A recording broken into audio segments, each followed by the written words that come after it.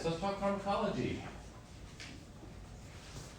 As EMTs, we do get to administer some medications. Remember that the State Medical Control Committee is the one that determines our scope of practice for us. It's a group of physicians and a couple of paramedics that meet, and they usually meet a couple of times a year to review protocols and changes and things that they want to add and take away, and in that they set the scope of practice. And for EMTs, the scope of practice really hasn't changed a lot over the years. I think the biggest thing right now, and we'll talk a little bit about assist versus administration and what do those two things mean, is that we're really kind of pushing away from having a list of medications that we can assist with, and really any medication the patient takes, we should be able to assist them with. Now, as far as ones that you're going to have in like a little EMT drug box that you can administer, that's changing some, but not going to change a whole heck of a lot. Now, there's a few terms we need to understand first. Medication versus drug. Why do you think we have two terms? Or what do the two terms mean to you? Is one prescribed? Okay, that's a really good guess. Good answer. Connotation, that's probably a little bit closer. Because when we think medications, if you think prescription only, then you're leaving out things like Tylenol and ibuprofen and whatever else you can take, Zantac, not Xanax, but Zantac, I'm sure I say that right. Always everybody said it at the pharmacy. So a lot of times we think medication is kind of a bigger deal, maybe those are the ones that are prescription only, but really that's just any substance that we take to alter something in the body. And drugs do the same thing, but drugs we tend to think of as bad. Drugs are bad, just say no. Where medications we tend to think of as something beneficial or good. But realize that there are good and bad for both. So pharmacology, and pharmacology is the study of it. So we're studying pharm, but with a PH instead of with an F. I don't know if it's like PhDs are smarter than regular farms or what. It's one of those weird English language things that I have a problem with. So pharmacology is the study of medications. And I guess drugs too. Now administration versus assist. And historically we have said, here's a list of medications that EMTs can assist with, and here's a list of medications that EMTs can administer. And as I said, we're trying to get away a little bit from the assist thing, but the administration's not going to change much. But administration typically means that you will have this medication in a drug box, and you can give it as an EMT. Now remember, anytime we're going to give a medication, we either have to give it under protocol, or we have to give it under physician order. So all the EMT medications are in your Alabama protocols that you can administer them without having to call, which is kind of nice. As a paramedic, I have a list of medications that I can administer, and then I also, without having to call, and then I have a list of medications that I have to call. We call them Category A and Category B. So if I want to give a medication that's in Category B, I have to call online medical direction and say, hey, this is what we got, give my little S-bar report, and remember R is recommendations, and I would say something like, I want to give this, and they would say yes or no. And then if they say yes, I administer it. If they say no, then I don't. I just transport or do whatever else they recommend. So when you are giving medications in scenarios or on your checkoffs, other than oxygen, because we don't really consider oxygen a medication, but it is, but you're going to give aspirin, you're going to give glucose, you're going to give something else, you need to say, I can give this from protocol, or I contact medical direction to make sure. Now sometimes even with stuff you can give protocol-wise. So maybe you have somebody that you think is having chest, or it says they have chest pain, but it was like chest pain right after they got done lifting weights. And you know you're supposed to give aspirin for chest pain, but it's supposed to be for cardiac chest pain. And the guy's like, yeah, it's just right here. When I move my arm this way, it really hurts. I'm like, that sounds like a pulled muscle to me. I don't know if I want to give you aspirin for that. Well, if you're not sure, call the ER, talk to the online medical direction and say, hey, doctor, I want to give, or he's having chest pain, but this is what happened, and this is what happens when he pulls his arm back, and I don't really think it's hurt. Do you want me to give aspirin or not? And the doctor will probably say no in that situation, but at least you've kind of put that decision onto the physician. That's rare that an EMT is going to call the ER and say, hey, I need to speak to a doctor about getting medication, but he can't. Another example I could see happening is we're supposed to be able to assist the patient with up to 3 of their nitroglycerin. But what if you're in like Waterloo or Rose Trail or something like that? Riverton Rose Trail, which is like, 6 hours from the closest hospital. Not quite that bad, but it's a good 45-50 minute transport. And if you normally give one nitroglycerin every 3 minutes, Well, now you're only 10 or 15 minutes into transport and you still got 30 minutes to get to the hospital. Do you want to get more? I don't know, call the doctor and see what they have to say. So there might be times we can deviate a little bit from the protocol, but we have to call online medical direction to do that. And that's assisted administering. So we're going to talk about a few different types of medications. These are all ones that you will run into. Oxygen is one that you can administer. And again, we don't normally think of this as a real medication, but it is. We know there's some times we don't want to give it, sometimes we do. So we have to consider. Oral glucose, that's another one that you can administer through protocol. Activated charcoal is one at the national scope, is still in there, but we don't carry it in Alabama. We'll talk about it anyways. And then aspirin, we can give that for chest pain. That's another one of EMTs you can administer. In fact, even our dispatchers are telling people if they call in and it sounds like it's a heart attack, they're saying, you need to give aspirin. Do you have aspirin at your house? Do you have aspirin? Someone go take an aspirin. Naloxone, and this is one that we give for opioid overdoses. Epinephrine in the form of an EpiPen. Now there are other versions of epinephrine, but you're going to use the auto-injector, and we call it an EpiPen, although the EpiPen is really a name brand, so I shouldn't be using that. I should just every time say Epinephrine Auto-Injector, but it's a whole lot easier to say EpiPen. Nitroglycerin. Now nitroglycerin is one that we assist with, but it's so common that I want you to be familiar with it. And then albuterol, and this is another one that we can assist with, and it comes in a couple of different forms. Generally, we're supposed to assist with it if it's the meter dose inhaler. Go on to shake it up and squeeze it, inhale a couple of puffs. But we can also help them with the nebulizers. So, names. And this gets really confusing in a hurry because there's 4 different names: chemical name, generic name, trade name, and official name. And a chemical name really only makes sense to the chemist. So if you read it and you're a chemistry person, you understand exactly what that medication is made of chemical-wise. For the rest of us, we never look at it, we don't really care. Now a generic name versus the trade name. Generic name, well, we usually get the trade name first, or at least we speak it first. And some of the most common ones are the over-the-counter ones. So if I want to say take a Tylenol, that's actually the trade name. The brand name is acetaminophen. So acetaminophen, the generic name is acetaminophen. So acetaminophen is the generic name. There may be several different companies that make it. Tylenol is just one. Same thing with ibuprofen. You have Motrin and some of the other Motrin has to make ibuprofen. Can't think of the name off the top of my head. Trying to visualize the medication over the counter thing at like Walmart. Aleve, there we go. Well, Aleve is naproxen. Oh, Isn't it? Advil, yes, thank you, Advil, ibuprofen, same thing. One that messes us up a lot is Benadryl, which is diphenhydramine, that's the generic name. So if you look at any of the PM medications and stuff that's supposed to help you sleep, it's almost always like Tylenol, diphenhydramine, mixed together. That would be Tylenol PM. So you have to be careful. And actually acetaminophen, we ran into issues with, because for a while, everybody was putting acetaminophen in everything. So they put it in cough syrup, and they put it in the runny nose stuff, and they put it in the coughing stuff, and they put it in the congested stuff, and so they mix it with everything. And people unintentionally are like, okay, I got a runny nose, so I take this. I'm coughing a little bit, so I'm going to take this. I want to sleep, so I'm going to take this.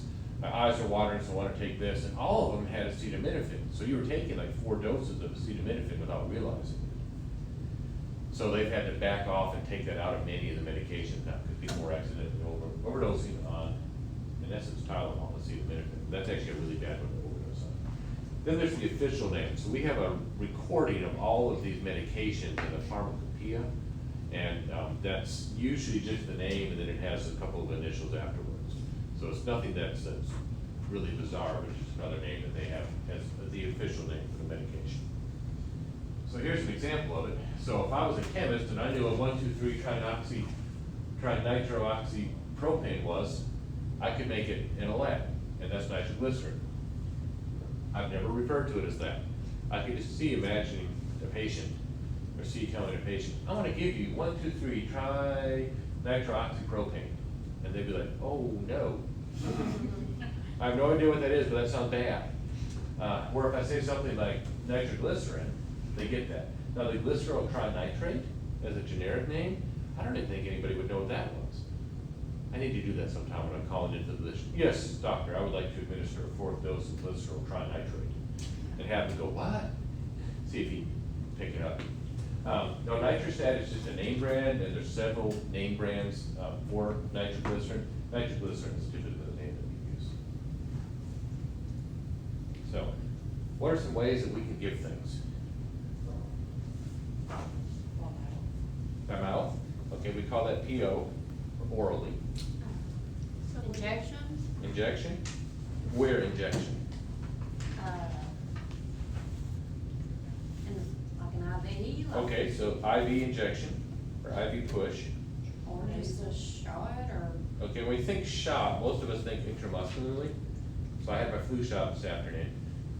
They gave it here on campus, so I went and got mine. That was supposed to be in the muscle, hopefully show deep enough, got in the muscle.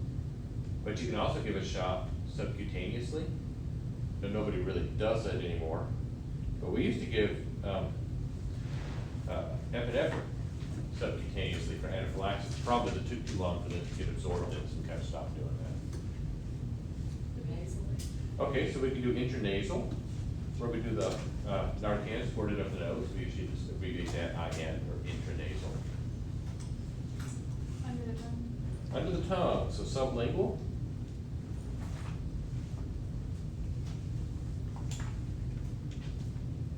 Anally? Which one? You give it in the anal.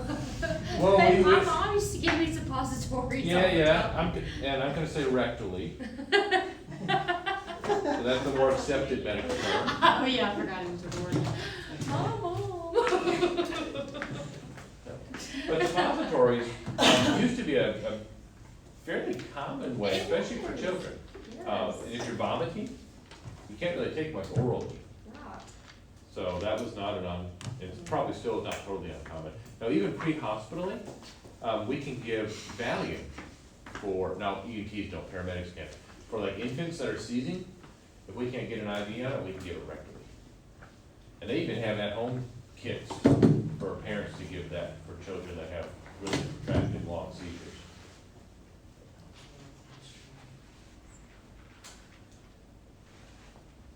Any way else?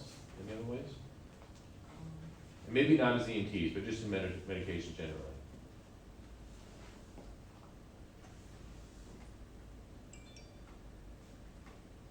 Transdermally. So medication patch that you put on the skin. Oh, yeah. Or have you ever had, instead of a suppository, taken some Phenergan, squirted it on your wrist and Yeah. rubbed it?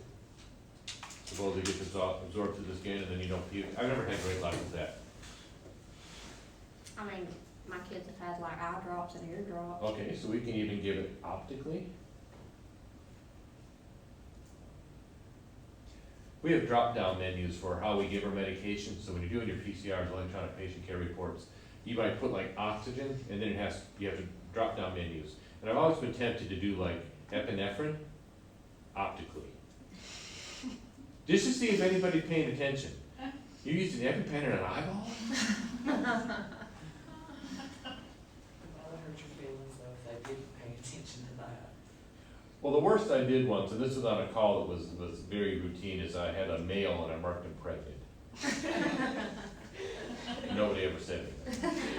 That's all we use it, nobody ever. Well, it hurts a little bit that I spend all this time writing all this stuff up and no one ever bothered to QA it or. This was before electronic medical records. This is back when we had paper stuff, so it was probably thrown in the trash. Nowadays, the computers can probably catch that. Yeah, I don't know if it would or not. I'm tempted to sometimes, and just like, oh my goodness, I wasn't paying attention. I must have marked the wrong thing. But just to see if the You see program. all these transgender people nowadays, you know, so. Well, that's, I don't wanna get too far off from pharmacology, but that's gonna be an issue for us before long, when we get to pick male or female for our electronic patient care reports, and that's not how they identify. Right. Or if you look at it biologically, there's actually some gray area between male and female. We've known this for years, because sometimes you're born with both set of reproductive organs, one is usually more predominant than the other, but you have both. So then what are you? And I only have to pick one of the two. And that's gonna be something that we're have to be, I'm getting old, so I'll probably retire before it's an official problem, but you guys don't have to deal with that. Yeah. So these are most of the ways. I mean, there's a few other ways that we can do things, but these are the big ones.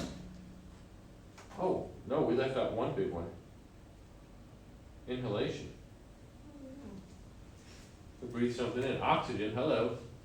How do I forget that? Because oxygen isn't a real drug. I was thinking. Now, albuterol, yeah, that's an inhalation. And that's a real drug.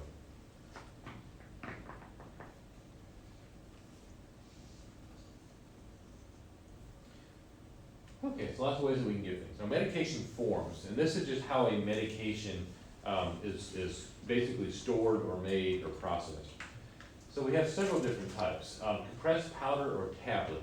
And we're familiar with this, we take a pill, but this is not the gel cap pill, because that's actually going to then be a liquid or a gel dissolved in a capsule. This is more like the white pill that you take. And nitroglycerin comes that way. We've probably had Tylenol or aspirin. Aspirin comes as a compressed powder or tablet. Then there's a liquid. Now, we don't give too many liquids as EMTs. Epinephrine is one, naloxone is one. So there are a couple, but a lot of times when I think liquid, I'm thinking like cough syrup that I drink, or the children's whatever that I give to my grandkids and they have to drink it or squirt it in their mouth with a syringe. I tend to think that is a liquid. But that's usually, if I look at it, I don't see stuff floating in it. So it's relatively opaque, or not opaque, transparent, where you can see through it. That's usually a liquid versus a suspension, which usually has something, is it dissolved, dissociated, dissolved in it. Or you might still see the particulates in there, and you usually have to shake them up or mix them a little bit before you give them, because they can settle out. Now, gel, in essence, is a form of a liquid because it still kind of flows and it behaves, but it's thick and it's viscous. Like jelly, you don't normally think of that as a liquid, but if you put it in a container, it eventually will settle into the shape of a container, which is the definition of a fluid. A fluid absorbs or morphs into the shape of the container you put it in. And gels will do that, but it's usually real thick. Oral glucose is a gel. Fine powder for inhalation. This is albuterol. So there's a little fine powder in there, or sometimes there's discs that get ground up into fine powders, and then there's a compressed air that squirts it in at the right dose. Small volume nebulizer is really kind of not right, because we take a liquid and we put it in the small volume nebulizer, and then the small volume nebulizer aerosolizes it, so it makes a mist, and then they breathe that in. Gas is just oxygen, usually it's compressed. Now, as advanced EMTs and paramedics, we also have nitrous oxide, laughing gas, which we can administer for patients that are in pain. It's actually a very good medication, but it tends to get used at a very high rate.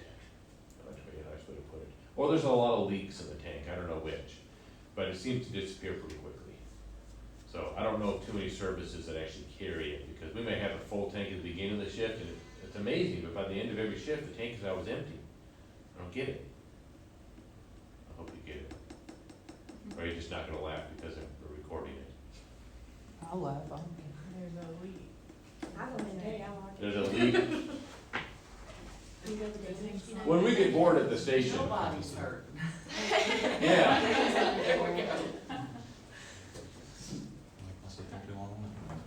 The patient take a whiff, I take a whiff. We're both feeling good and taking the, Yeah, we're feeling good. I actually, that's, with my CMT, and September is CMT Awareness Month, so this kind of fits. There's a list of medications that if I take will make my disease progress much faster. Like there's some anesthetics and things that if I go in for surgery and they give them to me, I may not ever walk again. So, some of the stuff I'm like, nope, it's on the list, I'm not touching it. And nitrous oxide is on the list. I'm not really sure how the chemistry and all that works, but I'm like kind of bummed now. 'Cause I've never had it that I'm aware of. And maybe when I get older and I don't really care about walking much anymore, I'm gonna be like, oh, I'm gonna take a hit of that one day just so I know what it's like. So I'm kind of bummed I can't. So I have never partaken in it. And now that I know I'm not supposed to, I won't until I get much older. Oh. Sprays are usually a liquid that we just sort of turn into droplets, and nitroglycerin, like this, is a spray. Now, when we're thinking about medications, or to give a medication, I want to know some stuff about it. And what do we want to know? We call this the essential information. So I want to know the indications. And the indication is the reason why we give something. So what is an indication for oxygen? Low O2 stat? Okay, so my oxygen saturation is below 94%. What would be another one?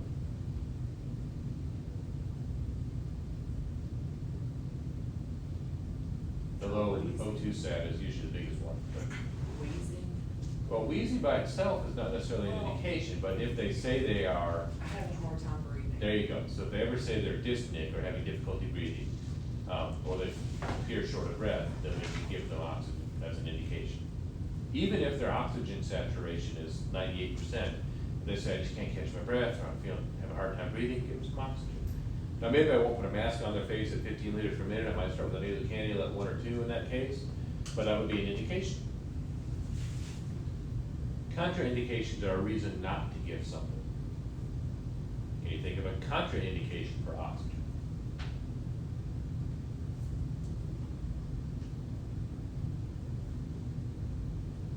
So if an indication is their O2 sat is low, what if it's normal? Would we give oxygen? No, unless they're complaining of shortness of breath or in shock or something like that. But right now, are you any of you short of breath? I bet if I put pulse, well, I got one guy going on, probably just got done working out. But if I put a pulse ox on you and it's reading 98%, there's no reason for me to give you oxygen, so that could be a contraindication. Now, not with oxygen, because you can't be allergic to oxygen, but for almost all other medications, yes, every other medication other than oxygen, you want to ask about allergies. And I ask 2 questions. I ask, are you allergic to anything? Which is always a bit of a, oh, this could be bad.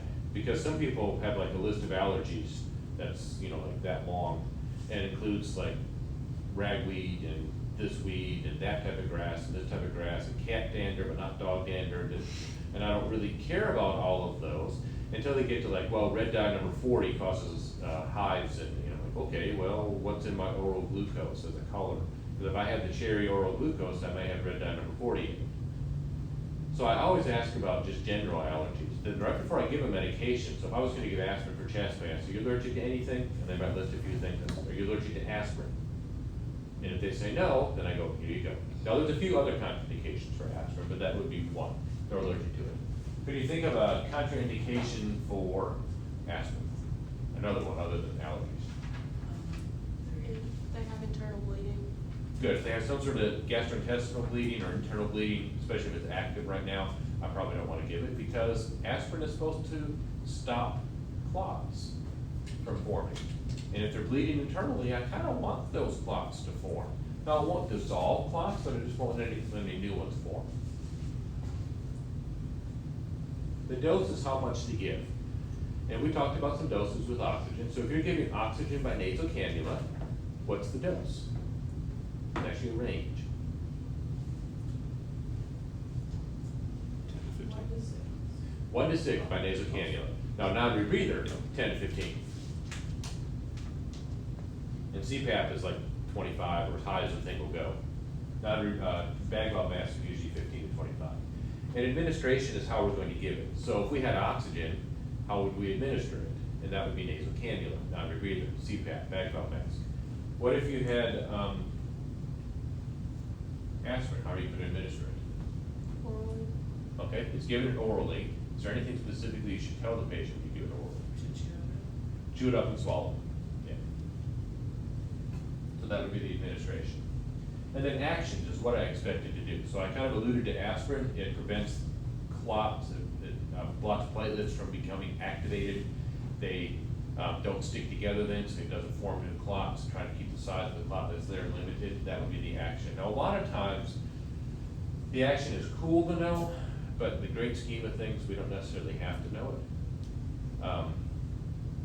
Because some things we don't even truly understand. Especially when we get into some of the more high-power medications, we don't fully understand what the action is in the body. We just know that if we give it, this happens. How does it work? We'll figure that out someday. But for most everything we give as EMTs, we'll understand the actions.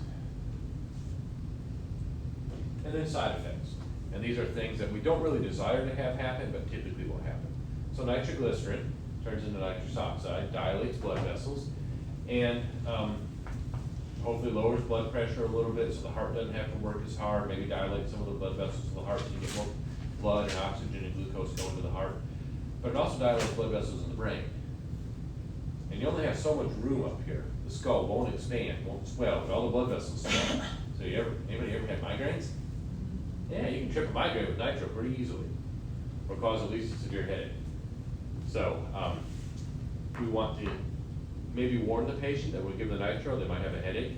I don't ever tell them they're going to have a really, really bad headache, because I don't want to make them believe something. I want to kind of clue them into what may happen, but I just want to tell them they get a headache from it. That would be a side effect. Now, is that side effect bad? Remember, we're not supposed to do any harm, right? That was back in the EMT Hope. Do no harm. It's But not horrible, no, it's better than the not of a heart attack.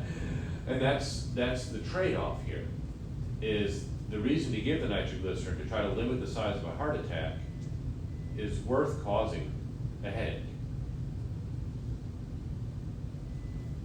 I think that's my fault. I don't know who calls me in my office at 6 o'clock at night, because, you know, the rest of college is gone at 4 o'clock.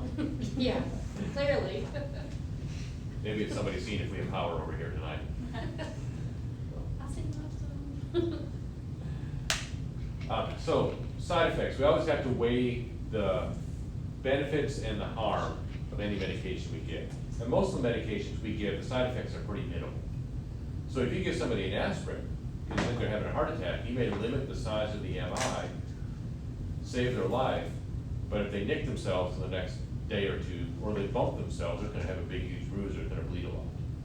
Well, that's a pretty minor side effect compared to saving your life from an MI. So, we're good.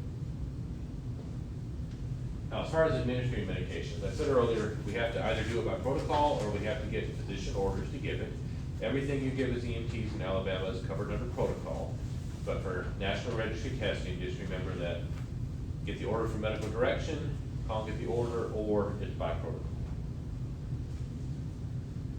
So when we're doing this, we're going to talk to the doctor, give the SBAR, and explain why we want to give it, the medication, the dose, and the route. So the doc says, if you call and say, hey, I have somebody have a chest pain, I want to give them 4 baby aspirin orally, the doc should say something like, okay, I want you, or if you just say I want to give aspirin, the doc will then say, I want you to give 4 baby aspirin orally, have them chew it up and swallow it. And then you would repeat that back. Oh, yes, sir, 4 baby aspirin, have them chew it up and swallow it. And we call that closed loop communication, or an echo technique. So they give you the order, you repeat it back. That way everybody should be clear. Now what do you think you should do if the doctor says, I want you to give 26 aspirin, have them chew it up and swallow it? Not the baby aspirin with the full strength thing. Question that. Yeah, I would definitely question that. Be like, sir, I think I heard, and I wouldn't say, you said, I think I heard you say 26, is that right? And what if they say, yes, I told you 26, 26, give that.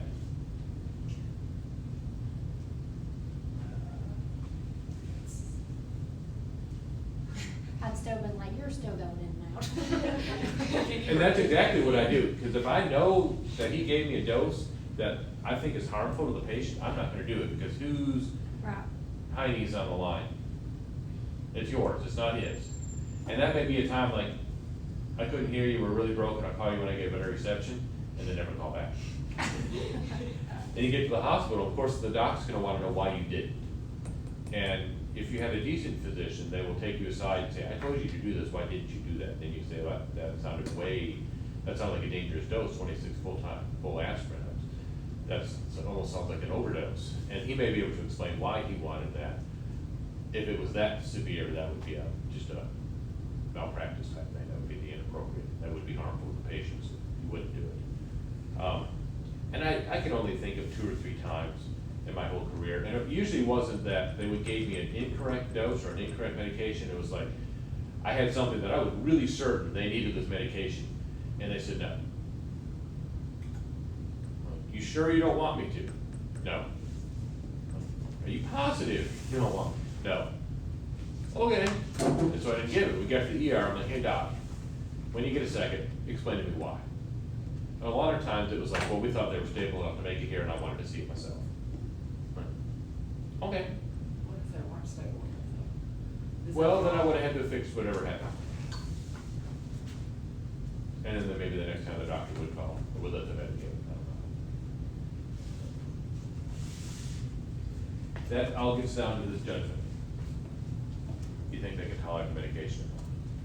And actually aspirin is one of them that's frustrating, because a lot of times in the back of an ambulance they're stressed out, when you get stressed out, your mouth gets dry, you know, here, chew up this aspirin and swallow it. And that's just really kind of nasty to chew up the adult aspirin. Baby aspirin aren't so bad. But that could be like, you know, got a wall, I don't know, mouth is out, dried out, and you're trying to swallow this powder that you chewed up, that's difficult. Oral glucose is another one, because I want to give oral glucose to someone whose blood sugar is low. What happens when your blood sugar gets too low?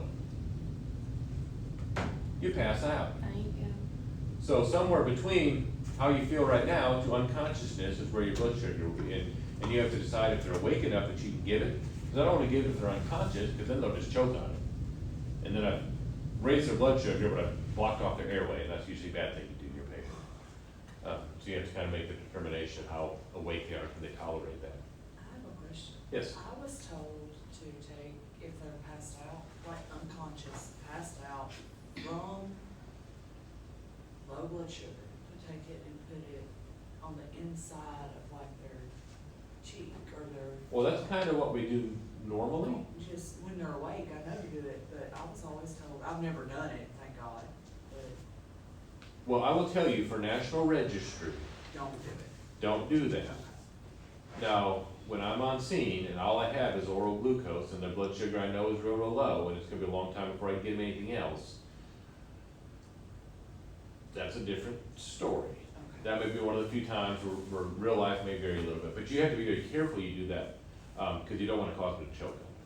I'm not gonna say I haven't done that, but you just have to be careful. I've done it with cake icing. We Well, didn't have. It's the same idea. Oh, I love cake icing for low blood sugars. Ken, I would carry glucose, but I carry tubes of that around. But we keep that in our medical bag. We don't, Yeah. I mean, we keep ample amounts of that. And dealing with Boy Scouts and Cub Scouts over the years, oh, they would suck down some cake icing if their blood sugar was getting low, but the oral glucose doesn't taste as good. It's not bad. I've tried all of the flavors. They're not bad. Grape is my favorite. Why do I believe that? Well, it's sugar. It's not like it's gonna hurt you. It's not like I'm going to try one of each of the types of aspirin on a shake. Have you done that? No, I have not done that. But I do know that those orange baby aspirin, I like those. Just the smell of them makes my mouth water. Anybody ever tried activated charcoal? Nobody's brushed their teeth with it? It's supposed to be a very good whitener and stain remover, and not supposed to be as harmful as other things. But it's activated charcoal, the same stuff we give to people that have overdosed. You just don't normally swallow it. Does it work? I don't know. My wife has used it some. I did it once just to see what it was like, and I didn't see a great change in one day. Probably because it was only one day. I needed to do it a little bit more than that. It's not that okay. No, and it's not worth it. It's nasty. Yeah, it wasn't the most pleasant brushing of my teeth. But I've tried this regular oral glucose that we give. And other than you're like drinking sand, they put a little sorbitol in it, which sweetens it up some. So it's not terrible. Feels like you're drinking sand though. So, selecting the appropriate medication. And you want to make sure that you picked up the right box or the right bottle or whatever. It's not so hard with the ones that we give as EMTs, but as paramedics, they all come in different colored boxes. And sometimes the boxes are very similar colored. And I've had this happen where I say, grab me the tan one. And they'll pick up the tan one, but it's the wrong tan one. And they'll give it to me, and I'll be opening it up and like, well, no, that's the brown one. And they're like, well, look tan to me. Or, it's my luck, I say, get the purple one. The guy's like, I'm colorblind. So, no, I can say get the atropine, and then they can read the labels, but that is a problem with the colored ones. And when you're in a hurry for a lot of these things, Sometimes we just reach in look in the drug box, and when they're all laid out, we see what we think is the right color, pick it up, and don't always read the label. That's very bad. You need to read the label. There's no medication that you have to give that quickly that you don't read the label. So make sure you have the appropriate medication, and then you have to decide whether this is a medication that I can administer as an EMT, or just a medication that I can assist. Because if it's an assist medication, it has to be prescribed to the patient. So I can't say, hey, can I borrow your nitro? She's having chest pain over here. He's gonna give it to me. Which he probably would, because he's like a caring guy and wants to help out. It's illegal, but other than that, and we see this with the albuterol inhalers all the time. Ever been to like a high school football game? Somebody's gonna forget their inhaler, and somebody else is gonna have one, and they're gonna like swap inhalers. I always worry about the cooties are swapping around, but the teenagers are probably swapping a lot more. But they're like, share their inhalers. I'm like, oh, I'm sure they're not that bad, I guess. Don't do that as EMTs though. So if you have a patient that's wheezing and having an asthma attack and they don't have their inhaler, you can't be like, hey, anybody got an inhaler? We need one over here. Now, if somebody walks up and says, hey, here's an inhaler, you want to use it? You have to say what? No. No, because that's illegal. Now, if you're like, oh, I need to get something out of my bag. You done yet? If they do it, that's between them. You just can't do it. I'm not advocating that, but I know that happens, and that might be a little way around that. And albuterol, I don't worry about too much.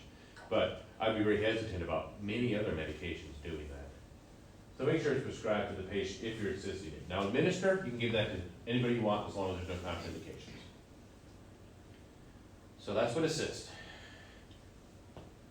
Oh, this is always a joy. When they're like, oh, I need to take my nitro. I'm like, okay, I'll help you with it. And I'm like, where is it? And I'm like, oh, there's a bottle of pills on my dresser. So you go there and you pick it up and you open it up and there's like 12 different colored pills. And you look at the label and it doesn't have a label on it. You're like, so what is this? He's like, oh, just find the white one. And you're like, okay, there's 3 of them. Now which one is that? And they usually know, but that always makes me nervous.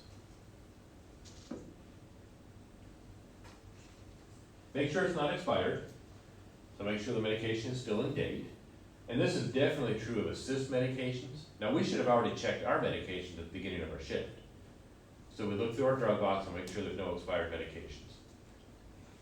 Depending on what pharmacy you use to restock your medications on the ambulance, a lot of times they just put a sticker on the outside of the drug box with the first medication that expires. So we just look at the top of the drug box, and if it says October of 2019, I know that by the end of October 2019, one of those medications in there is going to expire. I don't know which one, but one of them is. And then I'll take it back to pharmacy, and actually they go through it all and find out which one it is and change them out. And then they put a new sticker on there with the next expiration date. But make sure nothing is expired. And even if it's still in date, especially if the liquids, you want to look at them, and if they look real cloudy, or they look discolored, probably don't want to give that. It's kind of like if you go in the fridge, and you look at the milk, and it's still in date, and then you dump it out, and it kind of comes out as clumps. Probably don't want to drink that one.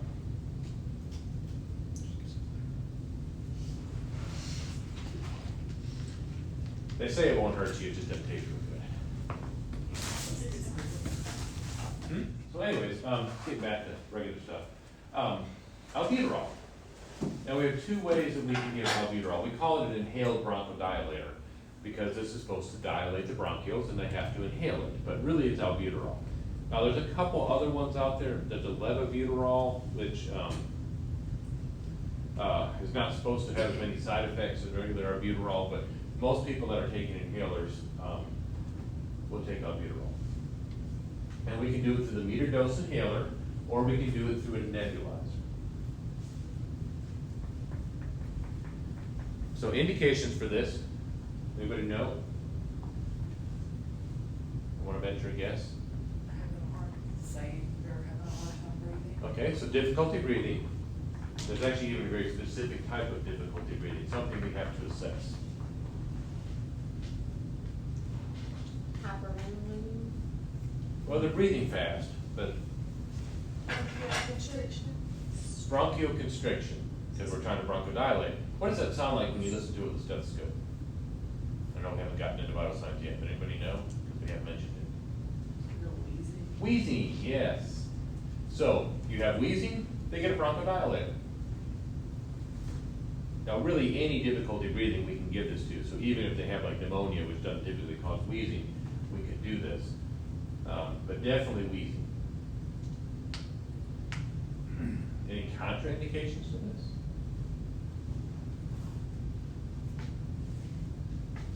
I mean, they're short of breath. That's pretty serious.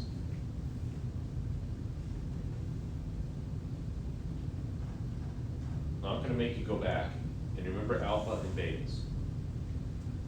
So a bronchodilator like albuterol is a mix of alpha and betas, primarily beta 2s, but it also has a little bit of beta 1. Now the levobuterol, like I have in my inhaler, is not supposed to have any beta 1. It's only supposed to have beta 2. But most albuterol has beta 1 and beta 2. What does beta 2 do? It dilates. Beta dilates. Bronchodilates specifically. What does beta 1 do?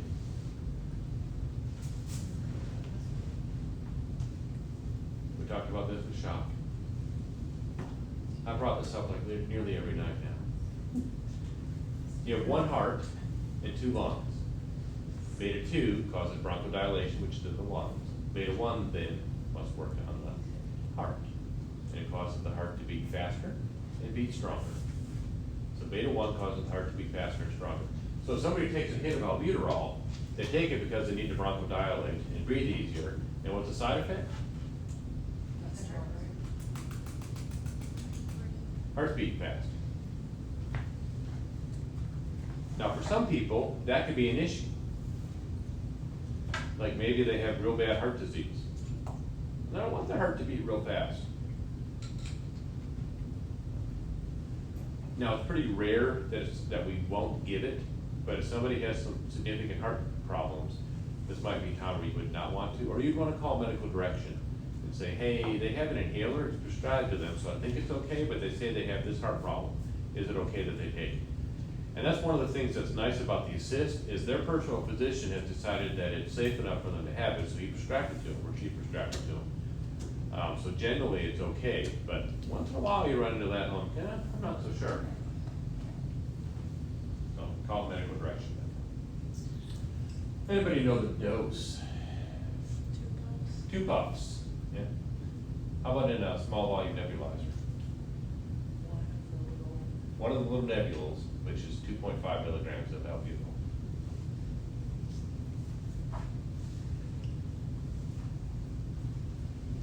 And how do we give it? Inhalation. Well, it's inhalation. So you take the medication, you shake it up for about 5 to 10 seconds. You have, of course, take the cap off, and you hold it near their mouth, and you have them exhale completely. And then as they start to inhale, have their lips on it, and as they're inhaling, press it. And then hold. How long do they hold?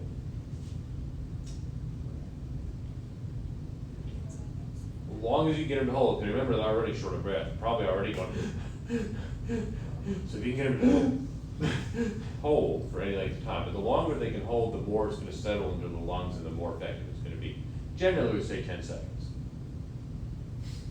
For somebody that's short of breath, that's a really long time. And then we do it again for the second dose, the second puff. Now, have you ever heard of something called a spacer? It's a device that fits on the end of this, and is a big empty tube, and then they can breathe on the other end. And what's nice about this, especially for children, is I don't have to time that.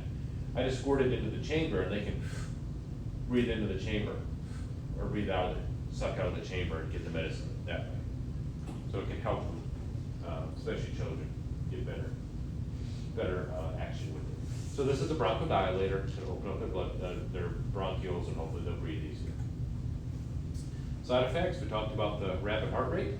And you know with small children, this makes them very excitable, like run laps around the room, across the ceiling and all that. They might be bouncing off the walls. Always amazes me that they usually have to take them before they go to bed. Like who thought of that? Give a 3-year-old an albuterol treatment, wire them up, and then try to put them to bed. All right, nitroglycerin. We'll get through these fairly quickly.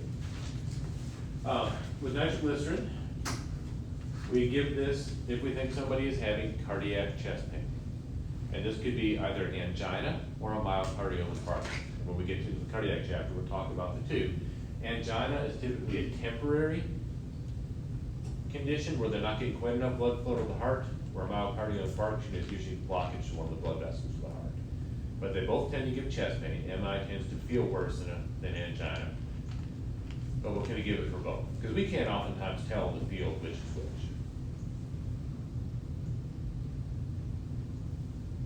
Contraindications, and this one does have some significant contraindications. We know that this dilates blood vessels and can drop blood pressures. So if somebody's blood pressure is low already, we don't want to give it. And American Heart Association says that if we have a blood pressure less than 100 systolic, not to give it. It also says that if their heart rate is above 100, not to give it.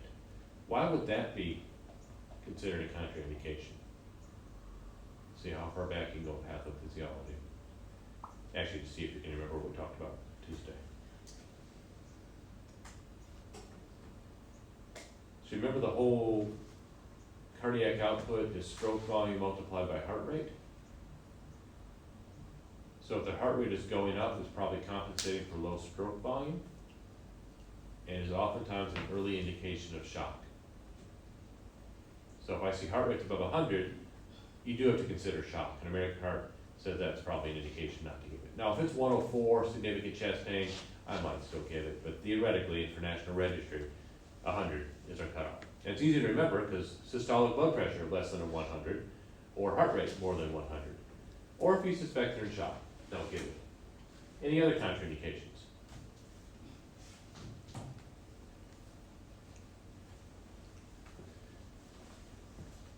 It only a pound that thing can get heavy. I'm going to tell a story.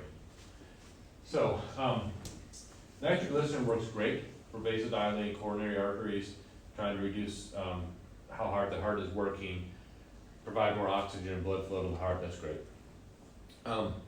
There are other medications that we've tried to create, invent, to do the same thing in essence. So, many years ago now, there was a company that created Viagra. And Viagra was designed as a supplement, or if nitro wasn't working for somebody, as an alternative to nitroglycerin. So they get it to work in a lab, did what it was supposed to do. It found it was relatively safe in a small group of people, so then they piloted it or tested it with a large group of people. So all these guys were taking it, and when the trial was done, the pharmacy, the company was like, okay, we need it all back, we're done, can't have any more. And they were like, no, we really want to keep that. And they're like, just go back to using your nitro. It doesn't really seem to do anything for chest pain. The guys were all like, no, we want to keep this. In fact, can we get some more? You have any laying around? You say you're not going to have any more? Can we have like half what you have? Just sitting around? And eventually they're like, why do you want this medication? If you're taking it for chest pain and it's not really helping, why do you want this? And they're like, well, it's got this little side effect, actually kind of a big side effect. When my wife gets close to me, it's a really big side effect. And they're like, really? No, yeah. Like, done things we haven't done in 10 years, 20 years. And they're like, oh, I bet we can market that. So they totally flip-flopped and said that Viagra is not for chest pain anymore. It's for erectile dysfunction. It became the biggest selling medication ever, and made that company a huge amount. Now there's two more companies that come up with their versions of it, the Vitra and Cialis. And we're getting into football season, so they always seem to show the commercials on television during football season. I wonder why. You won't be able to watch TV during that time. Yeah, targeting, it's not on the Hallmark channel, I can tell you that. So they market it that way. Now the problem with this is there's something called potentiation with medications. And the easiest way for me to think of potentiation is to give you a couple of math problems. If I tell you or ask you, what is 2 plus 2, you would say 4, that's easy. Now with potentiation, that's not true. 2 + 2 is like 16. That doesn't make sense. And it's something weird that happens. If we take medication A and medication B at the same time, it like doubles or triples the side effects of both of them. So if they had recently taken Viagra, Cialis, Levitra, and erectile dysfunction, a phosphodiesterase inhibitor is the fancy name, and they take nitro, instead of dropping their blood pressure maybe like 10 points, they could drop it like 50 points, 60 points. Now suddenly that could make it life-threatening. Now I've never had a patient die from it, I've never actually even heard of a patient dying from it, but the company themselves put this out, so they must have had somewhere in there that there was an issue with this. So it dropped the blood pressure too much. So if they have had an erectile dysfunction medication, a phosphodiesterase inhibitor in the last 24 to 48 hours, we are not to give nitro. And the reason I say I've never had a patient, it used to be if they've had it in the last 6 hours, we weren't supposed to give it. So we would give this to patients that had the Viagra like the night before, and they're having chest pain at 4 o'clock in the morning. And we'd give them nitro. And I've never had a patient really significantly bottom out. But somewhere along the way, it's gone from 6 hours to 12 hours to 24 hours to 24 to 48 hours. Now some of it also is like Cialis has this long-acting daily pill, so you only have to take one a day, and for it to get out of your system probably takes 48 hours. So some of that is the medications have changed. It used to be they're very, very short-acting. But I gotta tell you a funny story about Viagra, because Viagra is still used for something else. So I was called for an infant difficulty breathing. So and that's kind of one of those calls that just makes you nervous. So we bust up into this house and we have this preemie. It's like 10 weeks old, just struggling to breathe and looking cyanotic. And I'm like, oh, and I'm really scared. You know, you've got a little baby that's struggling. So I'm like trying to get oxygen. I'm thinking about interosseous, put something in the bones so I can get my B fluids and listening and trying to do all this other stuff. And I asked the family, you know, any medications, because that's just part of our assessments. We ask, you know, if you're allergic to anything, do they take any medications? And they listed a couple of things in Viagra. It was a little girl. I was like, take Viagra. You're giving your kid Viagra? Yeah, we give Viagra. Like, okay. And of course, when you think child abuse, you don't ever say anything obscene. You just act like it's all cool. Kidding about the kid in your ambulance going to your ER, where you can call the cops, and have this person taken out back and beaten for giving their little girl Viagra. So we come to the emergency department, I'm like, nurse, doc, we need to talk. And they're like, why? I'm like, they're giving them Viagra. We need DHR here, well, police here not calling. I'm like, I just was, and I was pretty pissed about all this. Because I knew why they were giving Viagra. Turns out Viagra also helps with lung development preemies. Didn't know that. The doc's like, calm down, Todd. I'm like, I am not calming down. You need to get DHR here now. And he's like, just calm down. And blood pressure's up. I'm like, child abuse is one of those things that if I'm ever going to lose my license, it's going to be one of those calls. Where I'm going to realize it's something and I'm going to not say anything. I'm just going to walk up and just beat the living daylights out of someone and hope I got the right person. And so then he's like, no, that's legitimate use. And then he showed me the studies. And I'm like, oh, sorry. Okay, I'm gonna go over here. Kind of slink out of the emergency room. But it turns out now that this preemie ended up needing my wife's, because she deals with special needs kids and trying to get kids physical therapy stuff. So we're actually like really good friends with the family now. She had this as a patient for years. And so at some point in time, I'm like, Scott, I am so sorry. I was like calling the police on you and all that. He has a good laugh over it now. I'm like, I hope you understand why that sounded really bad, and I was ignorant. So if you ever pick up a small child, an infant that's on Viagra, don't freak out too much. That might be perfectly normal. It is used for lung development.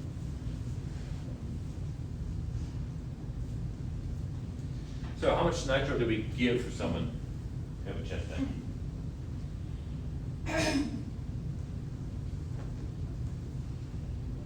One tablet, yep. How much is one tablet? You can read it really, really closely. You may have to squint. Gets a little fuzzy. 0.4. 0.4 milligram. Can you actually read that where you are? I can see the 4. I You can see the 4? the 0. It looks like Okay. a 3. Yeah. Yeah, it's 0.4 milligrams. And the same thing for the spray, it's gonna be the same amount. I'm sorry, I take it back, 0.4 milligrams or 400 micrograms. That's the same amount. Just different units. So how do we administer this? How about the pills, how do we administer it? Under the tongue. So you get out a pill, remember your gloved hand, have them raise their tongue, put it under their tongue. Why do you want your gloved hand? Well, one of them might touch their tongue and reach in the mouth, go into the mouth. It's their stuff. Yeah. The other thing, I don't necessarily want to touch the nitro pill, because I don't want to get any absorbed through my skin. Because nitro can get absorbed through the skin pretty good. Now, tablet's not a whole lot, but it's just something to think about, because they don't want to have a headache. What do we do for the spray?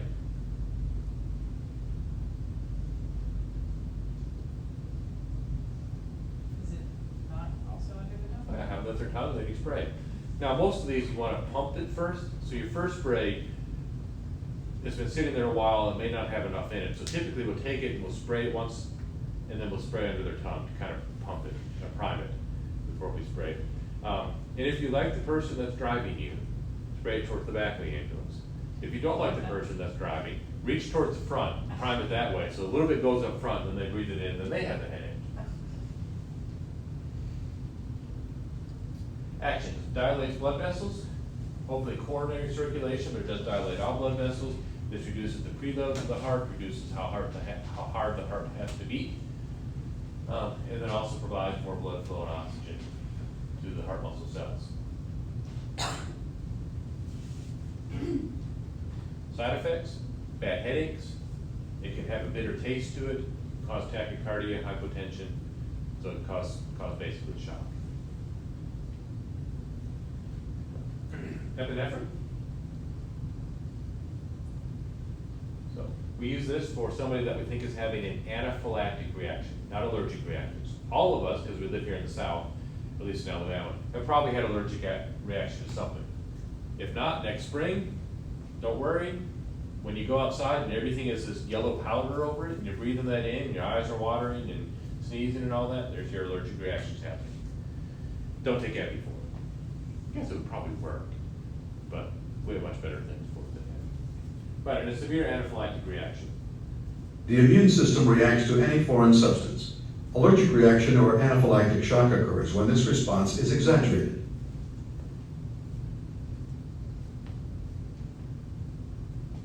Some symptoms of anaphylactic shock can include hives, flushing, facial swelling, itchy watery eyes, runny nose, and rapid breathing.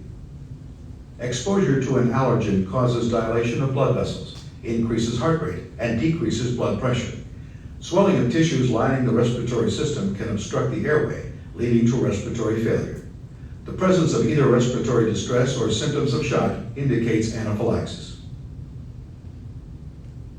so when they are having a hard time breathing, blood pressure's going down, heart rate's going up, vomiting, diarrhea, and facial swelling, especially of the tongue and lips, that's when you give the EpiPen. And the faster they react after being stung, the more likely they have something. More likely it's going to be a severe anaphylactic reaction. If they get stung and then like 8 hours later they start to swell up, it's probably going to be slow. It used to be we gave them 30 minutes. If we don't see anything with 30 minutes, we thought it was safe. But there are some people, there's some weirdos out there that can actually have anaphylactic reactions up to 24 hours later, which makes it much more challenging for us. You do that? Yeah, I'm aware of You're one of the weirdos that, it. Yeah. I'm good with it though. At least I have time to get to where I need to be. that's true, that's true. If you know what you're allergic to, you know you got exposed to it. So epinephrine auto-injectors are what we use, and we used to only have the one type, the EpiPens. We now have a couple other of generic versions, because this was a really bad thing for the company to do. For whatever reason, we ended up with one manufacturer of auto-injectors. The epinephrine, I carry a little vial over to my ambulance in a syringe, and I can give you a shot of it, and that costs like $2. But the auto-injector, that costs $300 to $400. So they would take 50 cents worth of medicine and a $400 auto-injector and charge you that. What are they? Thought it was what, 800? Yeah. No, that's usually for the twin kit, you get two of them. It's outrageous. But they were the only one in town. About the same time, they got schools to pass or states to pass legislation requiring schools to have them for kids having anaphylactic reactions. So they made it a law that all schools had to have a couple of these, and then they went from, the one I bought years ago was $60 up to $400.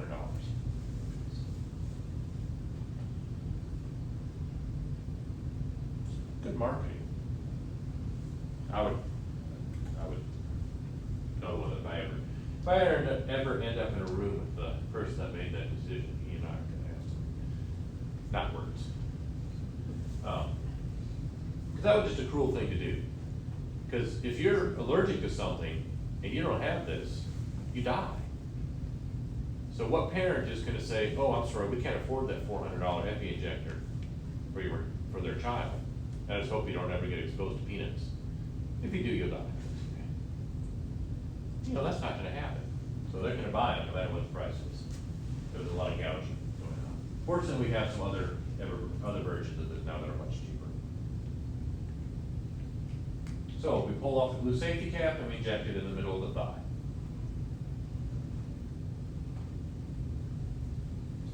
So indications, we think we have an anaphylactic reaction, a very severe allergic reaction.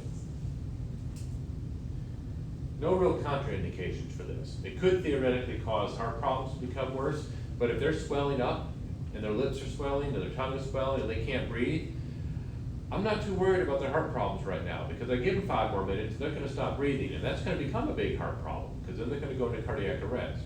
So I don't really think there's any contraindications to using this. And I would use it early, don't wait, use it early.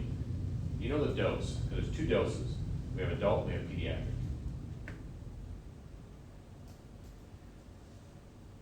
The adult dose is 0.3 milligrams, and the child dose is 0.15 milligrams, so it's half the adult dose. I want you to know the doses. Not really sure why, because it's not like we can change the dose. They get an EpiPen, we're gonna use it. I don't want you to use child ones on adults unless you absolutely have to. If it's still prescribed to them, and they're an adult now, I guess we could do that, but it's, I can't imagine that happening. Administration, pull the blue safety cap off, the orange end goes into the thigh, just hold it in the middle. And we'll practice with this. In actions, it causes vasoconstriction and bronchodilation for the alpha properties and then the beta 2 properties. Side effects, they're going to be tachycardic, heart rate's going to go up, that's going to be the beta 1 properties. So they're going to be jittery, heart rate's up, but hopefully we'll fix their shock and we'll fix their breathing problem. Naloxone.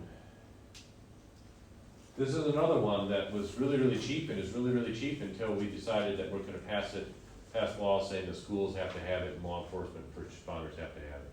Then we're going to jack the price up.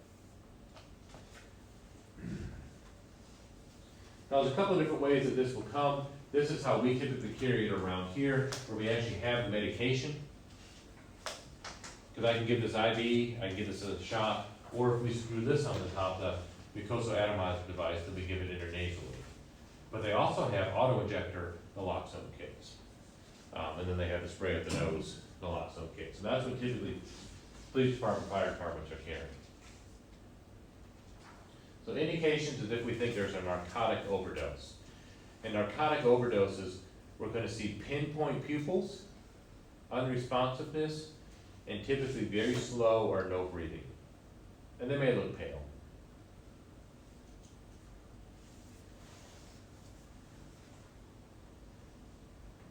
No contraindications. If you gave yourself 20 milligrams of naloxone right now, which is like 5 times, 10 times the normal dose, nothing's going to happen to you unless you take narcotics.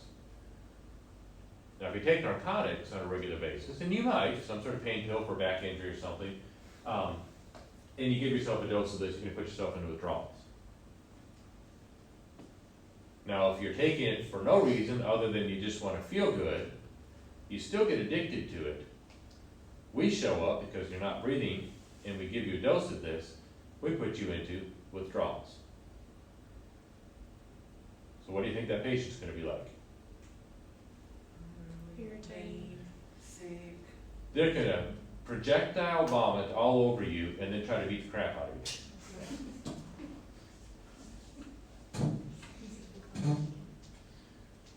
Does that happen to you? I have rarely lost a fight. Is that why you're a karate teacher?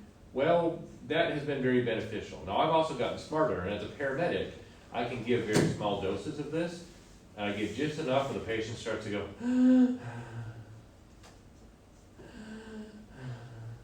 but stays unconscious, because then we have a nice quiet ride to the hospital.